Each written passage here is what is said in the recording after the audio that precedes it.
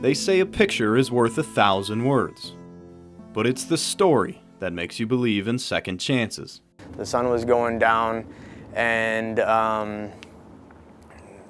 just made a mistake that I usually didn't make, and that was to cross one of their homemade bridges made out of just a single log across the canal. It was December of 2010.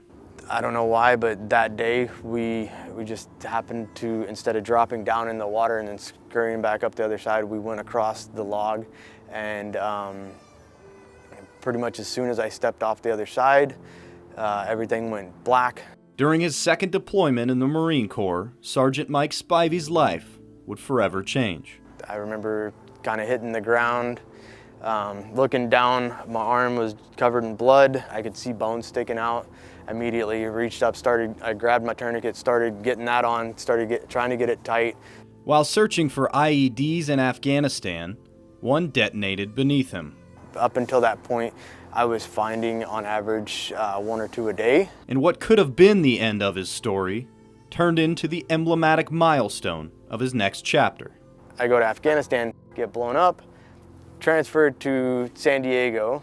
During his recovery, Mike was introduced to the Semper Fi Fund. They do anything from helping out the families whenever you first get injured to helping you get back integrated into sports so that you can try to figure out how to live with your disabilities. It would be that integration into sports that helped Sergeant Mike Spivey not only live with his disabilities, but likely live it all. I noticed that whenever I was on the course or I was surfing, I was using, instead of having a backpack full of medication that they had us on, I was able to sleep at night without, like I said, taking 10 pounds of medication and washing it down with a fifth of, whiskey or rum or anything like that. From there, Mike found his next calling. One of the things was through the Semper Fi Fund was to go out on a snowboard trip.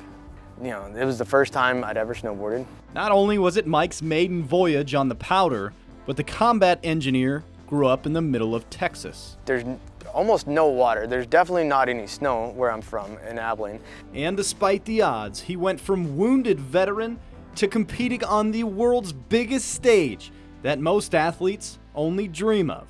And now here I am. I've literally gone to, the Paralympics twice, and probably looking at a third time, trying to go for surfing this time though. It's people like Mike that prove second chances can indeed be captured.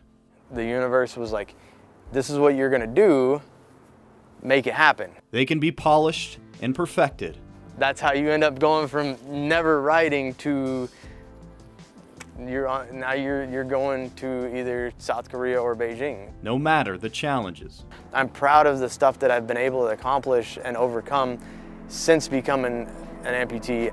For CBS 8. Never in my wildest dreams or imagination would I have ever thought that I would have gone from here to where I am now. I'm Jake Guriani.